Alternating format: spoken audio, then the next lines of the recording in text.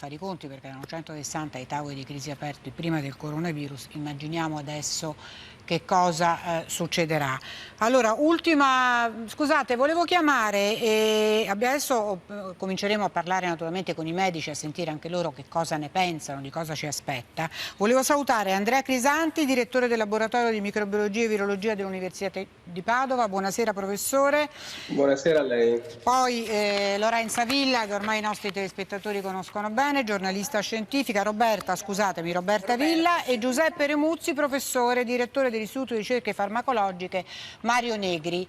Prima di tutto volevo cominciare da lei, professor Crisanti, che ultimamente ha avuto una polemica col presidente della Regione Veneto, Luca Zaia, su a chi spetta il merito in qualche modo di aver fermato i contagi, perché sicuramente il Veneto poi ha attuato una politica importante, ancora in dissonanza con quelle che erano le indicazioni che arrivavano addirittura dall'Organizzazione Mondiale della Sanità, cioè quella di tamponare anche gli asintomatici, quando è scoppiato il caso di Vo Euganeo. Adesso sappiamo quanto è importante per prevenire in qualche modo la diffusione del coronavirus quella scelta. Allora lei ha detto: ero stato io a fare quel piano, il presidente invece della regione le ha risposto no. Era stata la dottoressa Russo che dall'inizio appunto aveva stabilito che si sarebbe dovuto procedere in quel modo. Ma non è un po' inopportuno mettersi in questa situazione, diciamo, di grave difficoltà per tutti, a polemizzare su chi è stato il primo, chi è stato il secondo, a chi spetta il merito di questa situazione? Ma guardi, io non voglio più commentare questo episodio, mi creda. Io penso che sia una debolezza umana cercare in qualche modo, una volta resisi conto dell'enormità del successo, di tagliare qualche merito, e quindi mi limito a questa considerazione. Poi i fatti e tutto quello che è successo sono davanti agli occhi di tutti. Ecco, ma non è stato un bravo amministratore, secondo lei, il presidente della Regione Veneto, che comunque si è distinto rispetto agli altri in questa situazione? Io penso, guardi, il governatore Zaia ha sicuramente avuto l'intuizione di chiudere Vo e di chiedere di fare il tamponamento a tutti gli abitanti di Vo.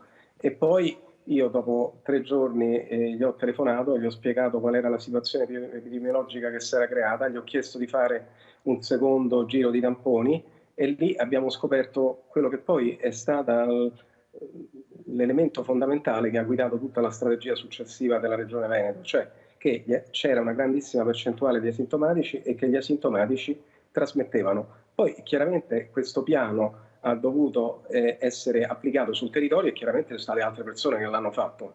Ma chi lo nega? Ecco, penso che debba in qualche modo essere riconosciuto il contributo di tutti quanti. Io penso di aver dato il contributo, di aver identificato che gli asintomatici erano un problema, che gli asintomatici trasmettevano e che i tamponi potessero essere usati sia come strumento diagnostico che come strumento di sorveglianza attiva. E mi ricordo tantissime volte che ho ribadito il concetto che questa epidemia doveva essere vinta sul territorio, cioè una volta che una persona era infetta bisognava capire chi gli aveva passato l'infezione. Certo. Questo poteva essere soltanto fatto facendo il tampone ai parenti, agli amici, ai vicini Cosa e che ai colleghi di lavoro. purtroppo non è successo e ancora non succede nel nostro paese. Allora, rapidissimamente volevo salutare Ferruccio Re Bortoli, Andrea Scanzi e Maurizio Belpietro e chiedervi però proprio telegraficamente, secondo voi vi convince il piano sanitario del governo in questo momento? Oggi per esempio la Croce Rossa ha cominciato a chiamare tutta una serie di persone per sottoporli ai test sierologici, o siamo un po' nella confusione? Rapidissimamente. Maurizio. Ma io penso che ci sia un po' di confusione oggettivamente, ma anche perché l'app che doveva tracciare appunto le persone entrate in contatto con i contagiati ancora non c'è, si farà una sperimentazione, mancano ancora i reagenti di molti tamponi e quindi molte regioni non sono preparate. Poi in Veneto a quanto pare si usa una certa tipologia di tamponi e altro, cioè ho la sensazione che il coordinamento non ci sia, le idee chiare non ci siano, dopodiché mi auguro che i risultati alla fine arrivino, ma più perché gli italiani sono molto attenti che per il resto. Andrea, rapidamente, Andrea Scanzi. Telegraficamente, molto bravo questo governo nella fase 1, lo passo tutto sommato anche a livello economico perché i problemi sono enormi e secondo me per ora ha fatto quello che poteva fare. A livello sanitario secondo me siamo arrivati alla fase 2, 2B e fase 3 molto in ritardo e quindi è la cosa che mi fa più paura. A oggi mi fa ancora più paura la fase sanitaria che non la fase economica. Ci siamo arrivati un po' arrancanti a questa fase della prevenzione. Ferruccio De Bortoli, ha ragione Scanzi? Non lo so, sì, immagino che siano giuste sottolineature come quelle che ha fatto Maurizio per Pietro. Lasciamo la parola agli esperti con l'augurio che non si dividano troppo, così non ci confondono troppo le idee. Questo mi sembra un buon augurio perché non si sono divisi solo i politici ma anche gli esperti, perché poi alla fine abbiamo sentito, lo chiediamo subito al professor Remuzzi. Professor Remuzzi, intanto le volevo chiedere, i nuovi dati, quelli che arrivano, cosa ci dicono? Che lei aveva detto nel passato che insomma secondo lei c'erano buone possibilità che questo virus si stesse in qualche modo attenuando, cioè che la sua aggressività stesse diminuendo rispetto a quella di 2 mesi fa. Ce lo conferma? No, questa è la traduzione che è stata fatta di quello che io ho detto. Io ho detto una cosa diversa, la ripeto adesso.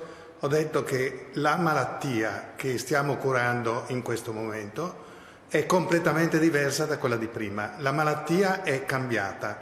La manifestazione clinica della malattia è modestissima. Da 10 giorni l'ospedale di Bergamo, che è stato l'epicentro dell'epidemia, i ammalati che vengono a pronto soccorso con diagnosi di Covid sono 0. Quindi è cambiato tutto. A che cosa questo sia dovuto? Si può discutere.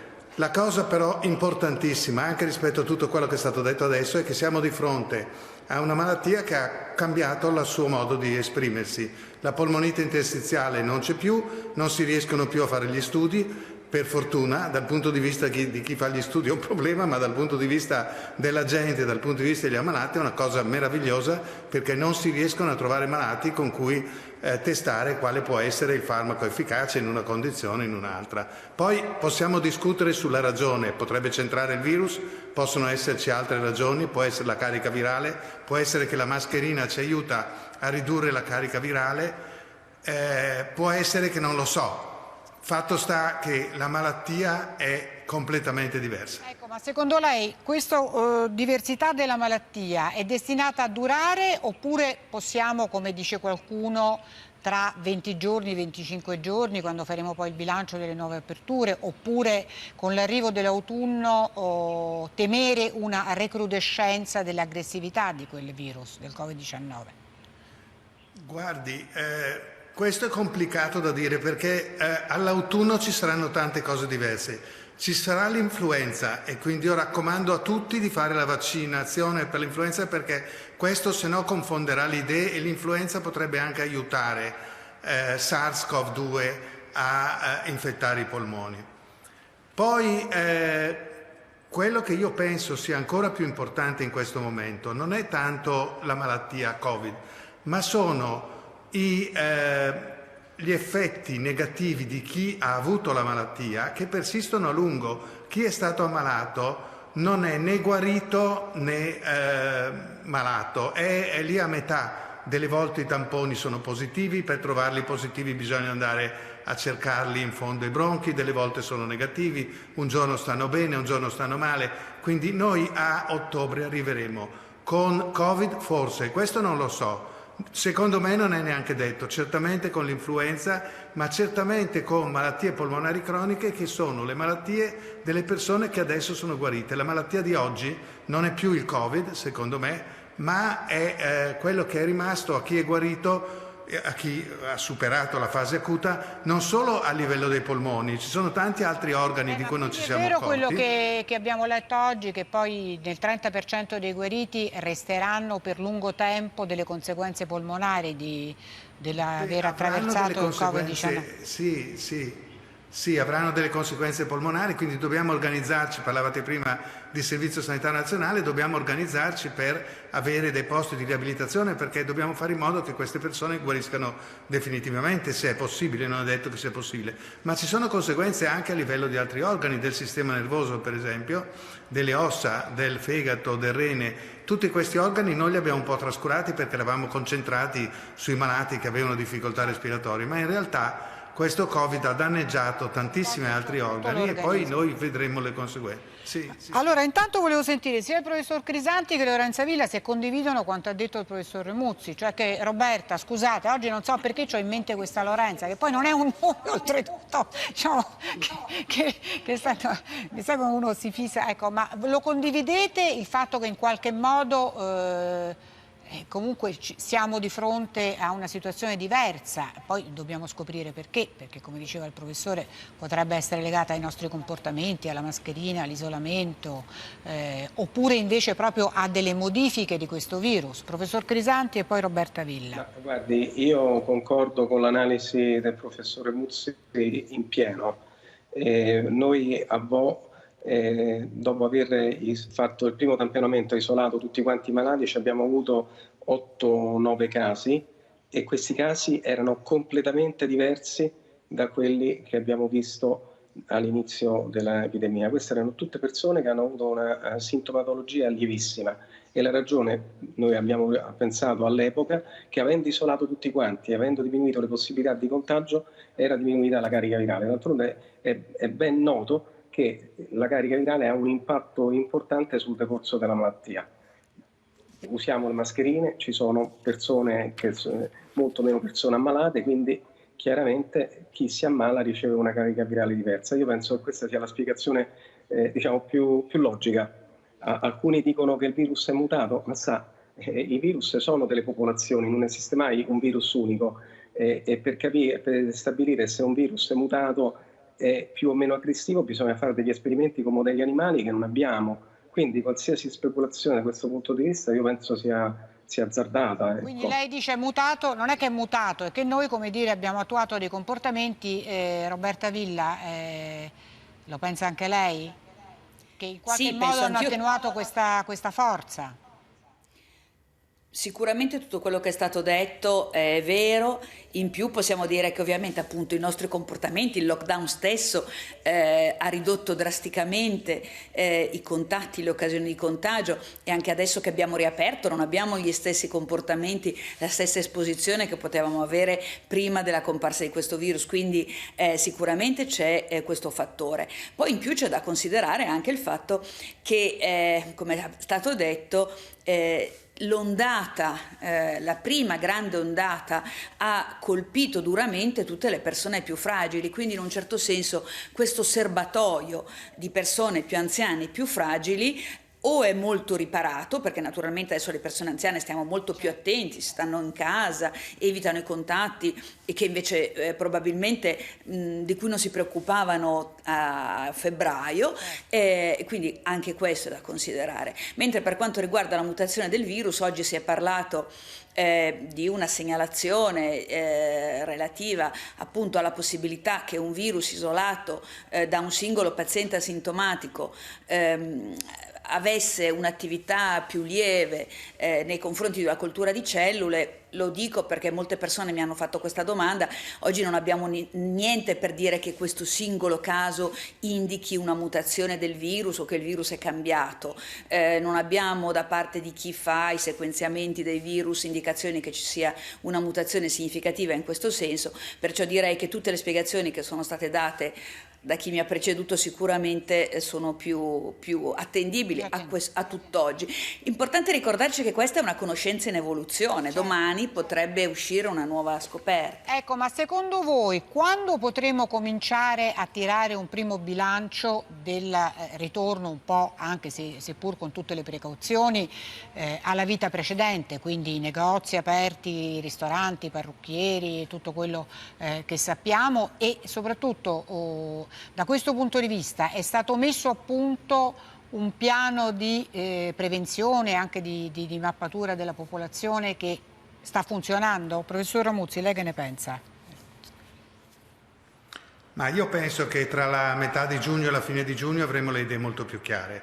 Se verso la fine di giugno non sarà successo sostanzialmente niente, allora vuol dire che questa temuta nuova ondata dovuta alla riapertura non c'è stata, e poi vedremo che cosa succede a ottobre. Dire che cosa succede a ottobre adesso è veramente impossibile, perché ci saranno tanti fattori imprevedibili che agiranno contemporaneamente. Speriamo che poi non succeda niente di drammatico nemmeno a ottobre. Quello che è stato fatto, certo, adesso dobbiamo prepararci però, perché se a ottobre dovesse per caso succedere altri focolai, dobbiamo sapere esattamente quello che si deve fare. Quindi i tamponi vanno fatti a popolazioni mirate, bisogna sistemare la questione degli operatori sanitari, le persone che sono a contatto col pubblico, quindi i cassieri dei supermercati, e poi individuare i casi e tracciare i contatti, esattamente come è stato fatto a Vo. Se lo si fa non appena si individua un caso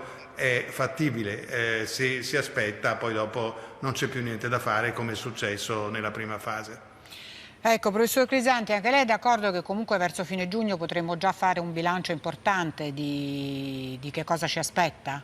E soprattutto pensate, come è stato detto qualche volta, che l'estate in qualche modo possa attenuare, visto che si tratta comunque di un virus influenzale, anche se di un'influenza che non conosciamo, non conoscevamo appunto la forza di del Covid-19?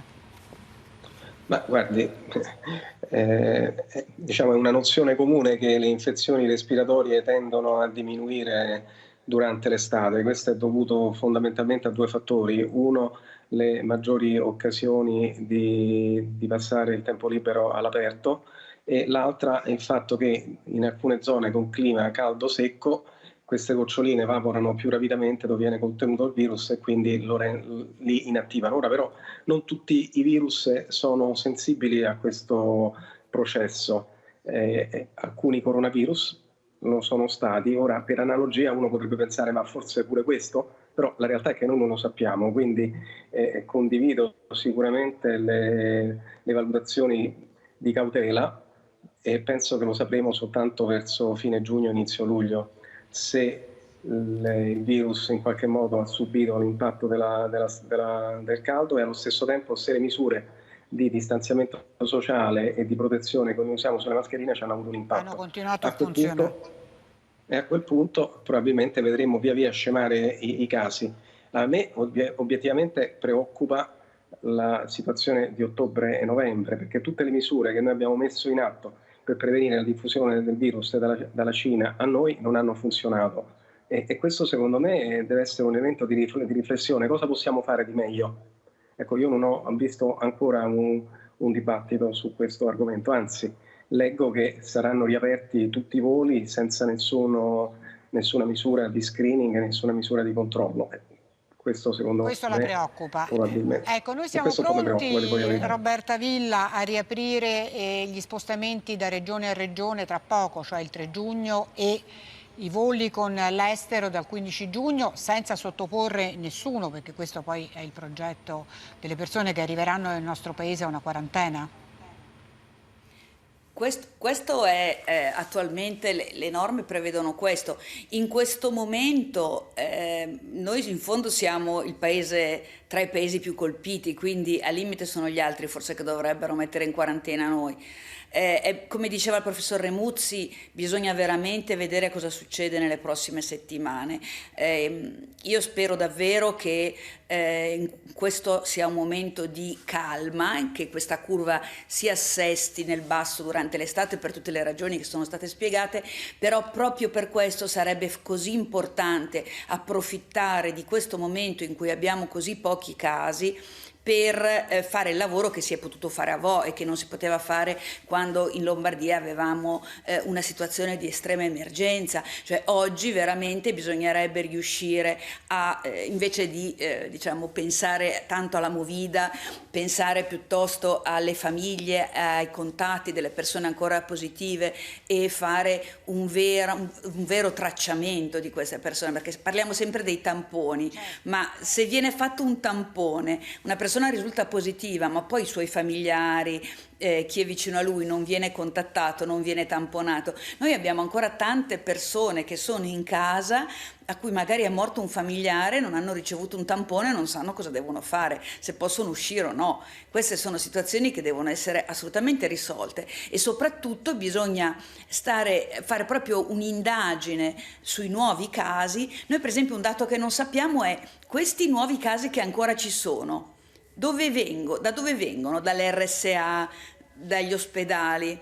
Io gli ispettori, per esempio, li manderei a controllare in tutti gli ospedali se i percorsi sono veramente isolati, perché io ho ancora delle segnalazioni di cui non posso mettere la mano sul fuoco perché mi vengono raccontate queste cose, ma di ospedali anche di zone critiche dove le zone Covid e le zone non Covid non sono separate. Allora qua bisognerebbe mandare gli ispettori più che sui navigli. Più che giovani per strada che fanno la movida. Allora scusate, voglio farvi vedere questo servizio perché siamo tornati a Bergamo con Giuseppe Borello, come sapete una delle città che sono state poi più colpite, che più morti hanno avuto per il coronavirus.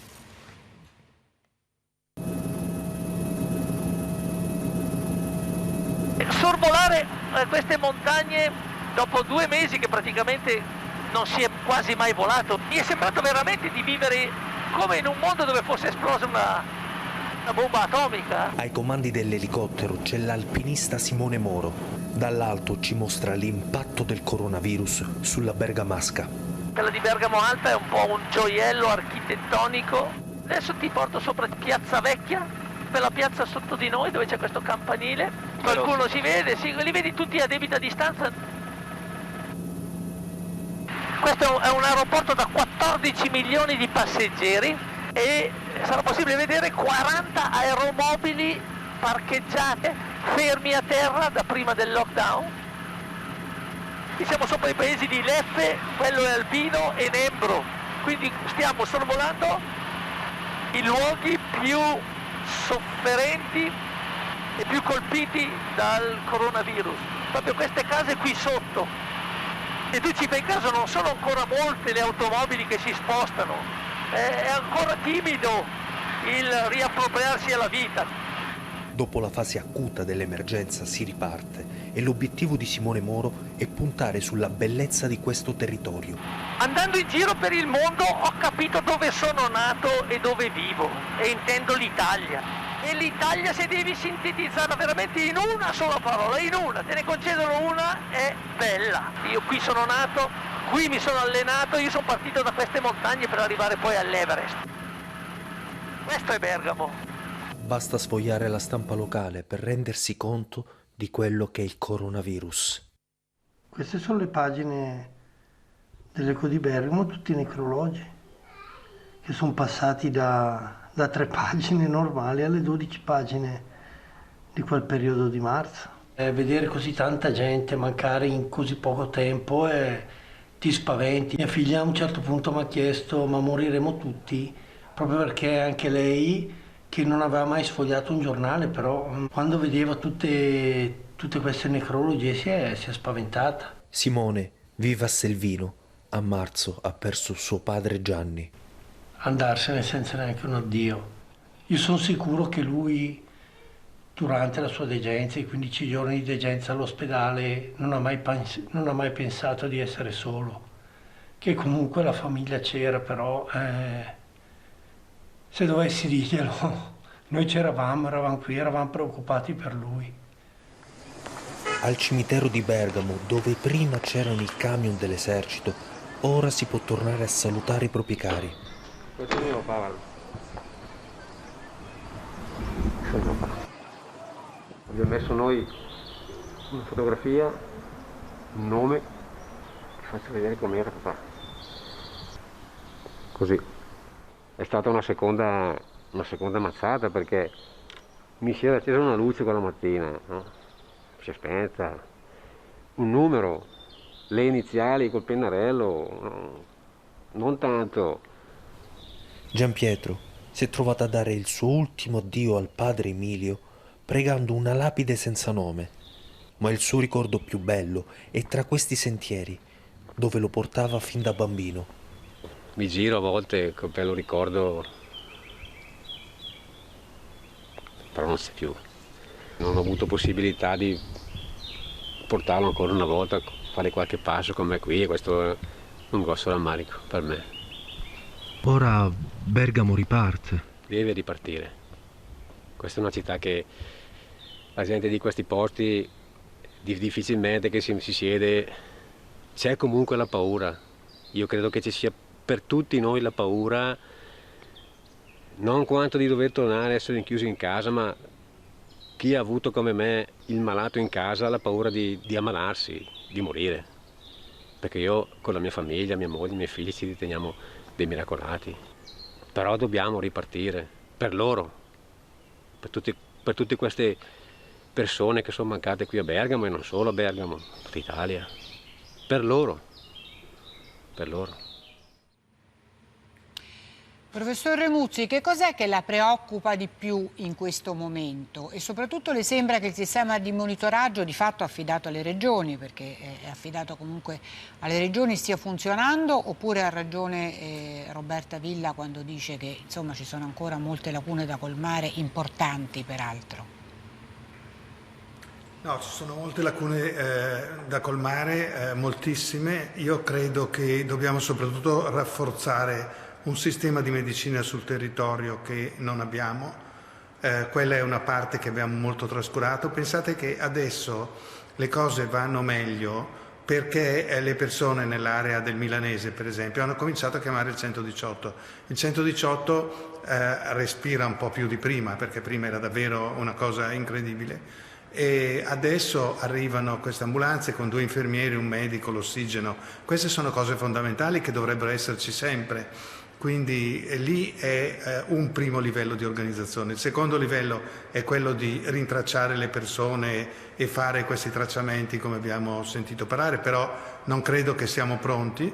Si sta facendo un'indagine epidemiologica che ci dirà quante persone sono immunizzate. Noi dobbiamo anche tener conto di questo. Abbiamo fatto uno studio in 2 aree. Uno è stato il Negri Bergamo, tutti i dipendenti del Negri Bergamo, poi quelli della Brembo, poi quelli di un'altra azienda. Noi sappiamo che tra il 30 e il 40% delle persone in questa area hanno incontrato il virus, e quindi questa è un'altra ragione per cui il virus farà fatica a circolare tra un po'. Tenete presente che questo virus pian piano si diffonderà in tutto il mondo, circolerà dappertutto, e tra 2 o 3 anni la maggior parte delle persone l'avranno incontrato. Allora sarà molto difficile che qualcuno sia capace di essere infettato da questo virus, e questo si trasformerà probabilmente in un virus come gli altri coronavirus del raffreddore. Ci vorranno 2 o 3 anni, ma forse ci arriviamo anche prima di quando il vaccino si potrà distribuire su una scala così larga da poter arrivare a miliardi di persone. Perché lei certo, questo periodo, come diceva... Che tempi pensa che ci potrebbero essere per la distribuzione del vaccino? Sono sempre comunque tempi... Il vaccino c'è, il problema è la distribuzione. Avere delle compagnie così forti, e ce ne sono poche, da fare milioni di dosi e poi distribuirle. Distribuirle a, in teoria, miliardi di persone sarà una cosa molto complicata, e tra l'altro sarebbe brutto che andassero in Inghilterra e negli Stati Uniti e basta, perché in realtà non conviene neanche. Sarebbe molto importante che il vaccino arrivasse in un modo relativamente ben distribuito geograficamente, perché questo è il modo migliore per creare immunità. Ecco, comunque insomma, la prospettiva sono 2 o 3 anni, dice lei, in qualche modo. Sentiamo anche il professor Crisanti. Sono tempi lunghi a cui ci dobbiamo in qualche modo attrezzare e abituare. Guardi, lo sviluppo di un vaccino è un processo molto complicato che passa attraverso varie fasi. Prima bisogna isolare alcune componenti del virus che poi inducono la risposta immunitaria, poi bisogna verificare che una volta iniettate in un essere umano non causano un danno, e questa è una cosa molto importante, perché mentre alcuni farmaci possiamo accettare che facciano dei danni, per esempio i farmaci antitumorali o altri farmaci, nel caso di un vaccino si richiede che non faccia nessun danno, perché lo diamo a persone che stanno sane. E non è facile raggiungere questi livelli. Dopodiché bisogna dimostrare che produce anticorpi. Una volta dimostrato che produce anticorpi, bisogna dimostrare su grandi numeri il livello di protezione, perché non tutti i vaccini proteggono l'80 o 90% delle persone immunizzate, e capire quanto il livello di protezione è molto importante, perché faccio un esempio, ci sono dei virus che hanno un R0 elevatissimo, come il morbillo che ha 12-14 a seconda delle situazioni, e questo richiede un vaccino che ha una protezione perlomeno del 95%. Vaccini che hanno un R0 intorno a 2-3 richiedono una protezione intorno tra il 75 e l'80%. Allora, per dimostrare che si raggiungono questi parametri ci fanno anni. Quindi insomma il percorso è lungo, questo abbiamo capito, ma diceva prima il professor Remuzzi 2-3 anni, perché comunque può essere che poi appunto la maggior parte della popolazione mondiale, ma 2-3 anni sono tanti naturalmente. Se li dobbiamo pensare di passare in questo modo, Roberta Villa, insomma non sarà facile. Però è realistico, a me fa piacere essere qui con due persone che dicono le cose come stanno, cioè chi parla di un vaccino a settembre, ma non ci sono nemmeno i tempi di avere una sicurezza di questo vaccino. Tra l'altro sono vaccini, quelli su cui stanno lavorando, prodotti con metodiche totalmente nuove, che non hanno dei precedenti, cioè ci vuole anche una cautela, non esageriamo, quindi sicuramente una volta che arriverà sul mercato arriverà con tutte le sicurezze del caso, ma è veramente fantascienza che possa arrivare a settembre, e sicuramente, come diceva il professor Remuzzi, non in dosi per tutti. Quello che le persone fanno fatica a capire è la difficoltà anche di una dimensione di scala di produzione, tanto più con queste nuove metodiche per cui non ci sono nemmeno, diciamo, gli impianti. Ma prima giustamente il professor Remuzzi invitava a vaccinarsi contro l'influenza, ma voi pensate che in Italia arrivino vaccini per vaccinare tutti contro l'influenza?